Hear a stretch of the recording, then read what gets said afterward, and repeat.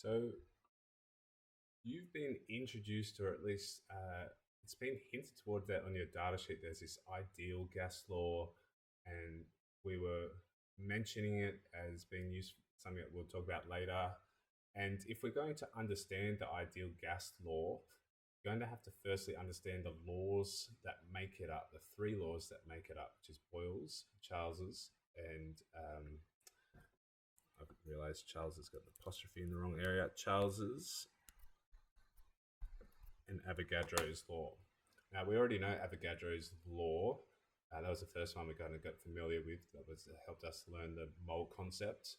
It says that volume is directly proportional to the number of moles, which is an extension of Guy-Luszak's law, which basically said volume is proportional to the number of particles. The same thing. Particles packaged up into moles makes Avogadro's law. And for Boyle's and Charles's law, they're a bit more easy to understand. So Charles's law says that volume is directly proportional to temperature. As temperature goes up, volume goes up by some proportion. As as volume goes down, the temperature goes down by some proportion. And in the experiments that Charles would have done, he would have had to have controlled pressure. And then he would have plotted volume on his y-axis and temperature on his x-axis and seen there was a linear relationship or a straight line. And that's why I've written up here the equation of a straight line, y equals mx plus c, for which c is always 0 in all these experiments. So basically, volume is your y variable, the number of moles is your x variable, and k, which denotes a constant, is your gradient of your line. I'm going to come back to that if you don't understand that, or if your maths is a bit vague at this point. An example is going to be done in a second. For Boyle's law, it's an inverse relationship. So it says as volume goes up, pressure goes down. If I make the box volume larger, pressure in the box will go down.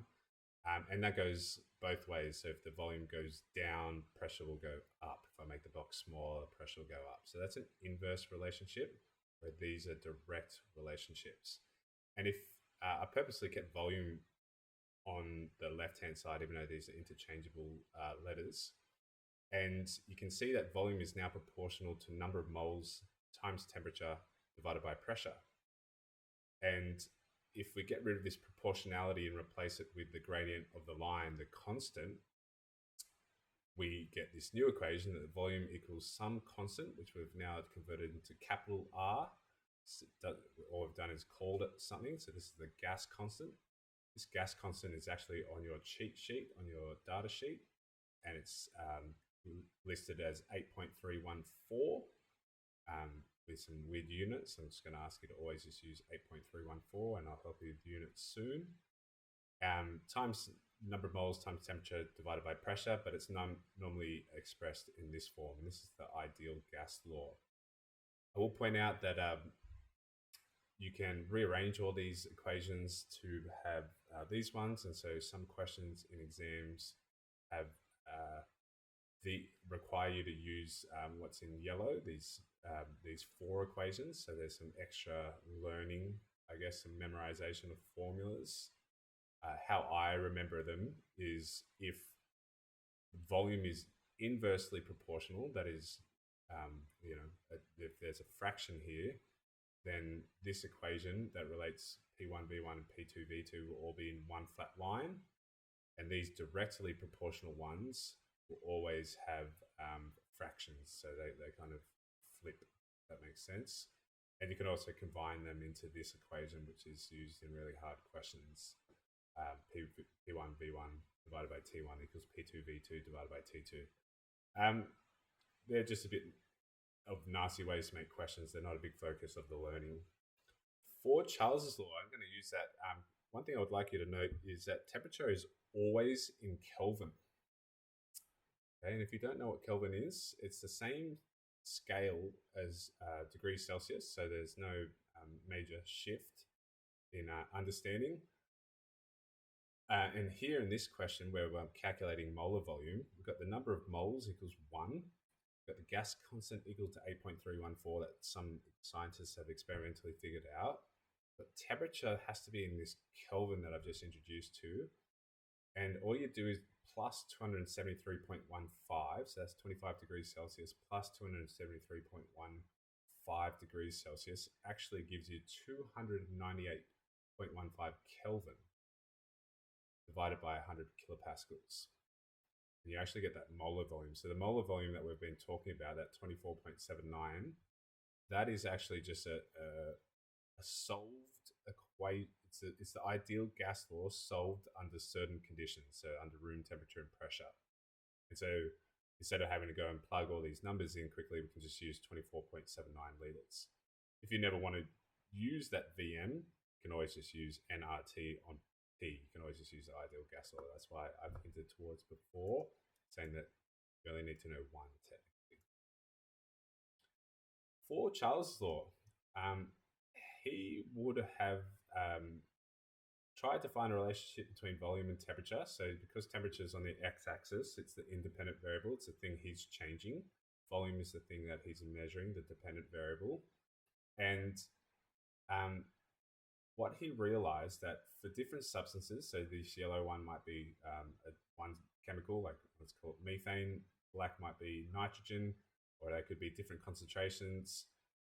Because they all give straight lines, you can say volume is directly proportional to temperature, that as temperature goes up, volume goes up by some proportion given as by the gradient of the line. And what you notice that is if you extrapolate all the lines of best fits from all these different graphs, they all pointed towards one area. And it says at zero volume, which is this line, that at zero volume, the lowest temperature you can get is negative 273.15 degrees Celsius. And Lord Kelvin, guy who kind of noticed this, said, let's call that 0 Kelvin, and that's the lowest possible temperature, and everything else is just relative to that. So it's the same scale, shifted by 273.15.